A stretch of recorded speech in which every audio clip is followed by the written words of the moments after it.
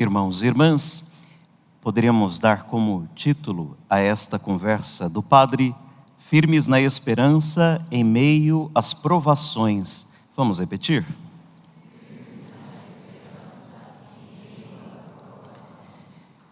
Nós estamos no 33º domingo do tempo comum, que significa que no próximo domingo já é o final do ano litúrgico e há 15 dias o início de um novo ano litúrgico.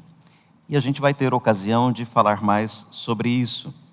De todo modo, já no limiar do encerramento do ano litúrgico, as leituras nos convidam a olhar para o fim, para aquela porta que a gente contempla do lado de cá e, não tendo visão do lado de lá, é convidado a acreditar na palavra do Senhor. Olhar para o fim, não com medo, mas com confiança.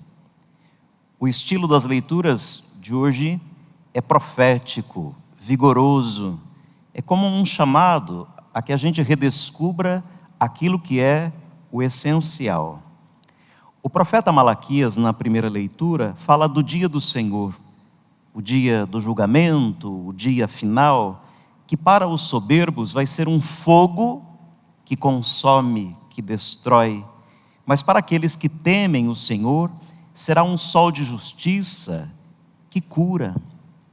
Assim, o dia do Senhor, para os orgulhosos, soberbos, uma coisa, para os humildes e que temem o Senhor, outra coisa.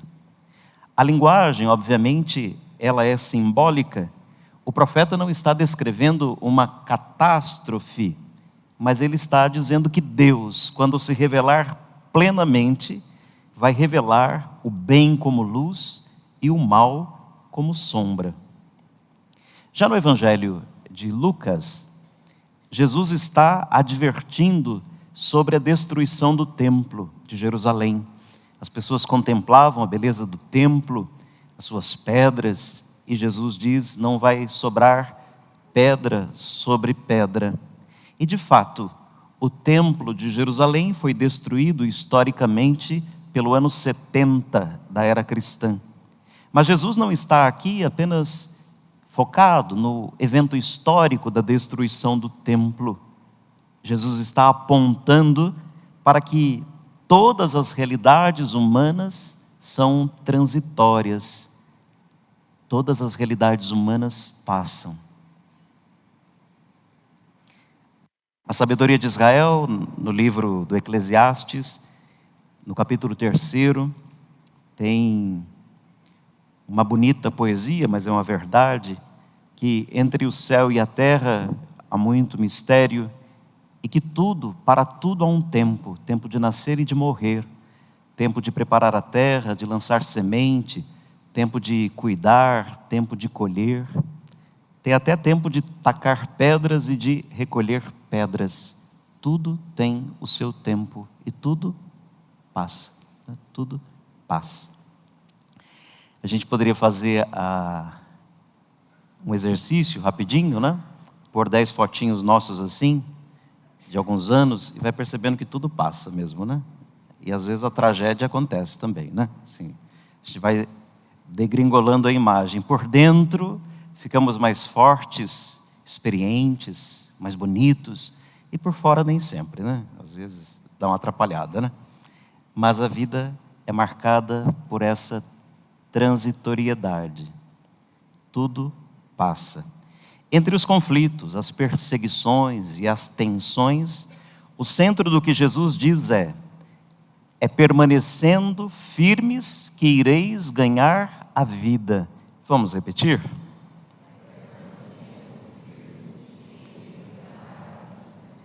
É isso aí, permanecer firmes.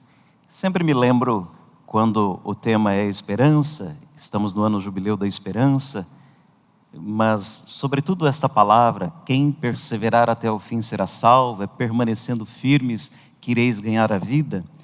Quando ainda adolescente, era mais aficionado à Fórmula 1, todo domingo de manhã, né, às 10 horas tinha corrida, quando não era de madrugada, né, a gente acordava para torcer, enfim, acompanhar. E me lembro não sei exatamente qual era a corrida, enfim, mas eu me lembro a quantidade de voltas, né? Eram 72 voltas aquele circuito. E tinha um piloto ali, ficou em primeiro lugar. E rodou, e rodou, e rodou em primeiro lugar. Desde o princípio, ele começou em primeiro lugar. E faltando uma volta, acabou o combustível por um erro de cálculo, né, da escuderia, e ele então perdeu. Pensando no Evangelho, pensando na palavra de Jesus, a gente não precisa chegar em primeiro lugar, até porque no reino, o primeiro é o último e o último é o primeiro. O que a gente precisa é completar a carreira, é cruzar a linha de chegada, não é ser primeiro. E às vezes a gente passa muito tempo da vida querendo ser primeiro, e na verdade a gente precisa apenas completar a carreira. O que diz o apóstolo São Paulo, dia desses? Eu combati o bom combate, eu guardei a fé, eu completei a carreira. Nós precisamos completar a carreira, cruzar a linha de chegada. Não precisamos ser primeiros. E quem permanecer firme, quem perseverar, vai ganhar a vida. Na segunda carta aos cristãos de Tessalônica, os tessalonicenses, o apóstolo São Paulo, na segunda leitura, corrige uma perspectiva errada que aqueles cristãos tinham sobre o fim dos tempos. Eles estavam ali entre o ano 60 e 70, do início da era cristã, e eles tinham ouvido falar do final dos tempos e do retorno de Jesus. E o que eles fizeram? Eles acreditavam que o retorno de Jesus seria iminente, para já. O que eles fizeram? Encostaram no barranco seus corpos, ou seja, não queriam mais trabalhar, não queriam mais fazer nada, porque se a volta de Jesus vai se dar já, para que se fatigar? É por isso que São Paulo vai dizer, quem não quer trabalhar também não deve comer. É porque eles estavam esperando um fim iminente e logo se sentiram despreocupados pela própria vida. O apóstolo é claro, a fé não é uma fuga da realidade. O tempo enquanto Jesus não volta é nosso. A tarefa de organizar a vida é nossa. A tarefa de cuidar, proteger a vida é nossa. Não precisamos esperar que um anjo venha para pôr ordem nas coisas, porque ele não virá. Nós somos esse anjo enviado por Deus para organizar a vida, agora, neste tempo. Quem espera o Senhor deve viver com responsabilidade, com constância, servindo. Não podemos nos encostar no barranco e esperar a morte chegar. Como referi há pouco, este domingo fala da perseverança, manter-se firme na esperança, fazer acontecer. Não uma esperança dura, mas uma esperança marcada pelo Espírito Santo. Jesus, ele não promete a nenhum de nós a ausência de dores na vida. A promessa de Jesus é que ele vai estar conosco. A sua promessa não é eliminar as dores do horizonte, mas caminhar conosco para enfrentar todas elas. Eu vos darei palavras, eu vos darei sabedoria, diz ele. Portanto, esta palavra é um convite para a gente manter o coração desperto, para a gente manter o coração fiel, mesmo quando tudo ao redor parece frágil, a ruir e quebrar. E escutar esses textos à luz do Cristo ressuscitado nos permite entender que o fim aludido pela liturgia de hoje não é destruição, o fim é plenitude. Não é um buracão, é o céu. Não é o sem sentido, é um abraço do Pai. O fogo de Deus, irmãos e irmãs, não apaga a vida dos que amam a Deus. Ao contrário, o fogo de Deus purifica, ilumina e conduz a vida daqueles que o amam à maturidade. Caçando aqui um pouco o rumo final da conversa, mais meia hora e acaba, né? Nós, tanto eu quanto vocês, sabemos que vivemos tempos um pouco estranhos, no mínimo. Tempos de ruídos, de tensões e de incertezas. Gostaria aqui de gastar um minutinho. A palavra da moda desse tempo ruidoso que a gente vive é algo que não é novo, mas que entrou no dia a dia, né? É a famosa polarização. Vivemos tempos polarizados. Vamos fazer um exercíciozinho. Eu vou dizer aqui uma frase e gostaria que vocês repetissem, por favor. Eu gosto do azul. O que eu disse? De novo, o que eu disse? Que eu gosto do azul. O polarizado é aquele cheio de extremos. É aquele que vê tudo branco ou preto. 8 ou 80. São radicalizados. E ao ouvir a frase que eu disse, qual foi? Alguns vão dizer assim: você viu que ele disse que não gosta do vermelho? Ele falou que não gosta do cinza. Ele disse que o preto é muito feio. Ele disse que o lilás não presta. E o que foi que eu disse? A gente está nesse nível de relacionamento interpessoal. A gente não se escuta mais. Não tem mais chance de a gente se entender. Às vezes aqui mesmo, na missa, na homilia, faz tempo que eu estou me policiando para não fazer mais isso, mas de vez em quando tem que dizer: olha, eu estou dizendo isso. Porque se eu disser que gosto do azul, vai ter alguém aí no meio dizendo assim: ele falou que não gosta do lilás. Quando na verdade eu só disse que gosto do azul. Observem, irmãos, o quanto cada um de vocês tem feito esse exercício dia a dia. Esse exercício destrói a convivência. Estou nem falando de rede social, estou falando de relacionamento tete a tete mesmo. A gente não consegue mais ouvir alguém elogiar outro que a gente não gosta.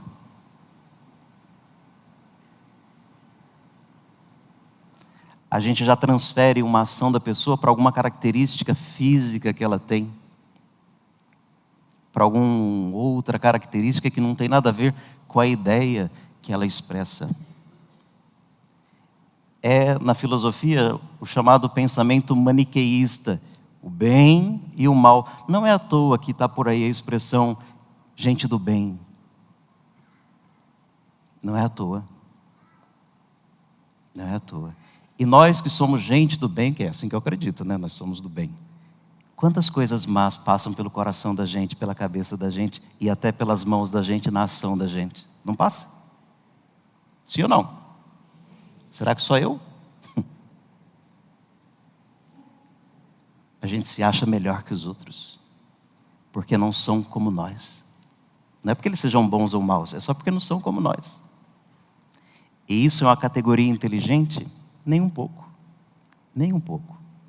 Então nós vivemos esses tempos de ruídos, de tensões, de incertezas, e muitos templos simbólicos, tais quais o Templo de Jerusalém, como as seguranças, falsas seguranças que nós temos, sistemas que nós construímos para organizar a nossa vida própria, orgulhos, eles vão desabando, e a gente vai radicalizando, se apegando em pouco. Gente, uma pessoa polarizada, uma pessoa radicalizada, ela vive de certezas absolutas. Eu não sei, mas não existem certezas absolutas. A vida da gente é cheia de nuances. Bom seria se a gente fosse só bom, não seria? Se a gente só pensasse o bem, se a gente fizesse só o bem, não seria bom? E a gente faz isso o tempo todo? Não. E por que esperar do outro aquilo que a gente também não faz? Nós precisamos arejar um pouco o coração, arejar um pouco a inteligência, arejar um pouco e distender as relações. Tem problema. Tem problema.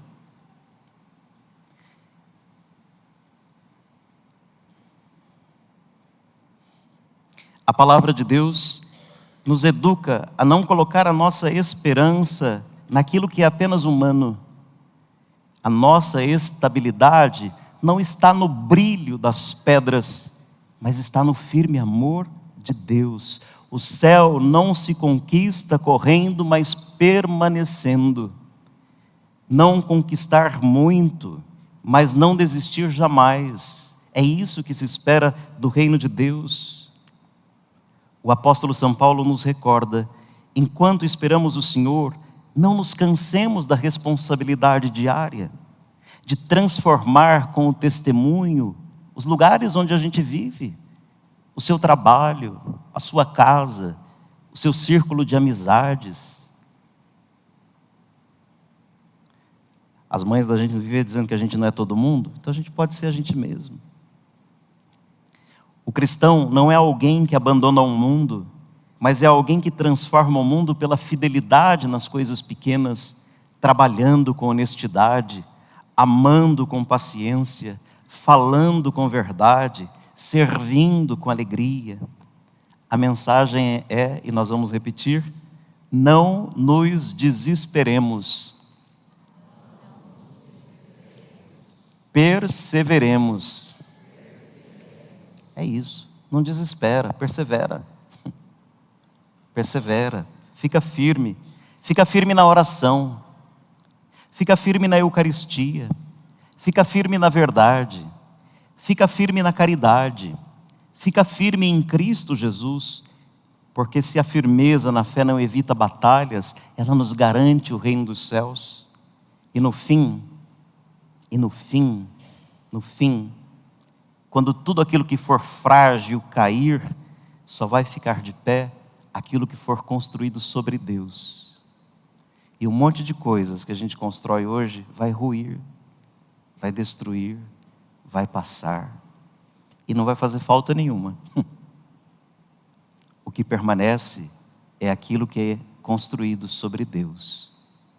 E todo dia a gente pode fazer essa escolha, e todo dia a gente pode fazer essa construção, pela graça dele que nos favorece. Para terminar, vamos fazer uma prece. Senhor Jesus Cristo, sustenta a nós na perseverança. Dá-nos coragem diante das provações. Sabedoria nas escolhas. Fidelidade no cotidiano. E uma esperança firme na tua promessa. Que nós, Senhor, iluminados pelo sol da justiça, vivamos cada dia como discípulos teus, testemunhas da esperança. Amém. Louvado seja nosso Senhor Jesus Cristo.